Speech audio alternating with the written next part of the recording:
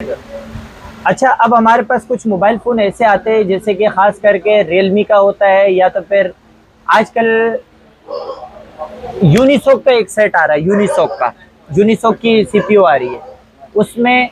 हाँ, देखो यूनिसॉक के अंदर है ना बहुत सारे मॉडल है। यूनिसॉक के अंदर बहुत सारे मॉडल है, हमने सीपीयू को फोकस करना है कि अभी देखो इधर अगर हम आते हैं तो फ्लैश फाइल के अंदर देखो यहाँ पे कॉलकॉम लिखा है, सैमसंग लिखा है, मीडियाटेक लिखा है, एलजी लिखा है, स्पीडरम लिखा हुआ है, आईटेल लिखा हुआ है, लेकिन यूनिसॉक कहीं पर भी नहीं लिखा हुआ। एक चीज ये।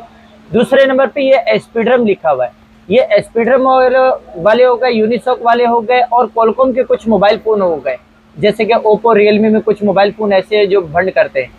अगर आपके पास कोई ऐसा सेट आ जाए, कुछ सेट तंग करते हैं फ्लैश फाइल के ऊपर तो वो डंप मांगता है, वो कहता है सीधा सीधा डंप दो।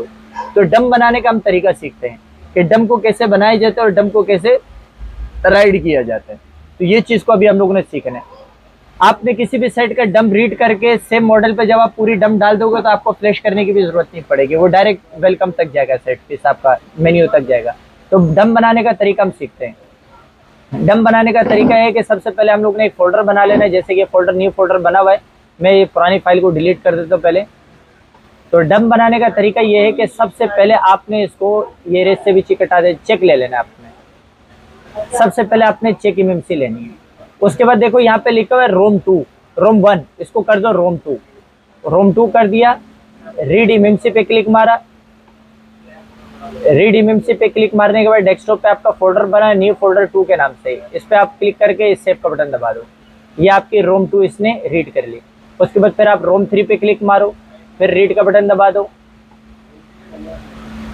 रीड का बटन दबा दिया, फिर आपने सेव का बटन दबा दिया, उसी लोकेशन पर आ जाएगी। ये रोम 3 ले लिया। अब देखो यहाँ पे रोम 3 सेट हुआ है, इस बात को गौर करो। अब आ जाओ रीड बाय वंडर पर। रीड बाय वंडर पर आने के बाद आपकी सीपीयू कौन सी है, मिसाल के तौर पे इसमें यूनिसॉक लगा या एसपीडी लगा, तो आपने एसपीडी पे कर दो। यहाँ एसपीडी पे क्लिक मारने के बाद ये लिखा हुआ है फाइंड पार्टीशन टेबल, इस पे क्लिक मारेंगे। फिर उसके बाद फ्रॉम डिवाइस, इस पे क्लिक मारेंगे, थोड़ा सा वेट करेंगे, यहाँ पे सारी फाइलें खुल जाएंगी। तो आपने इधर सबसे नीचे आ जाना है।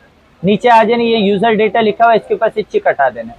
फिर यहाँ माउस को करने के बाद राइट क्लिक करेंगे, यहाँ लिखा हुआ make a dump before this partition, इस पे ओके का टिक लगाएंगे। और देखो यहाँ पे रोम 1 हो गया। जब ये रोम 1 हो गया तो इस पे हम रीड इमएमसी पे क्लिक मार देंगे। रीड इमएमसी पे क्लिक मार देंगे, ये हमारा ये सेव का बटन दबा देंगे। अब इसके अंदर क्या होगा, ये सिक्योरिटी भी ले लेगा, ईमेल भी ले लेगा, मतलब सारी चीजें ये इकट्ठी कर ले लेगा। आपको सिक्योरिटी अलग से लेने की जरूरत नहीं। लेकिन फिर भी कभी भी किसी साइट का डंप बनाओ ना तो सिक्योरिटी अलग से ले लिया करो, जो मैंने आपको उस जगह पर बताया था। तो सिक्योरिटी, क्योंकि कभी कभी मैंने देखा है कि डंप के अंदर जो है सिक्योरिटी रह जाती है, तो सिक्योरिटी आपको फिर भी अलग से लेना पड़ेगा, एहतियातन लाजमी लिया करो। ये तो हो गया डंप बनाने का तरीका। अब डंप को राइड कैसे करेंगे, इसको मैं स्टॉप कर देता हूँ। डंप राइड करने का तरीका, ये राइट क्लिक लिखा हुआ है, इस पर हम एक दफा यहाँ क्लिक मारेंगे और फिर इस जगह ये देखो लिखा हुआ है ना रोम 1, रोम 2, रोम 3, तो रोम 1 पे इस जगह पर हम क्लिक मारेंगे। यहाँ क्लिक मारने के बाद हम डेस्कटॉप पर जाएंगे, वो जो हमारा जहाँ हमने डंप बनाया था न्यू फोल्डर 2 पर आ जाते हैं। यहाँ पर हम खाली रोम 1 दे देंगे। जैसे हम रोम 1 देंगे वो सारी फाइलें ले लेगा। जब सारी फाइलें ले लेगा फिर उसके बाद आपने 1 क्लिक ये बटन दबाना है, राइट ऑल रोम, मतलब कोई खाली इमएमसी होगी वो लगाने के बाद आप खाली ये फाइल डाल दोगे, इंशाल्लाह आपका पेज डायरेक्ट ऑन हो जाएगा, वेलकम मेन्यू पर ये खुद ही ले लेगा। रोम 2, रोम 3 खुद ही ले ले, सिर्फ आपने रोम 1 लेना है यहाँ से। ये आपका हो गया डंप रीड और राइट करने का मुकम्मल तरीका। स्टॉप कर दें।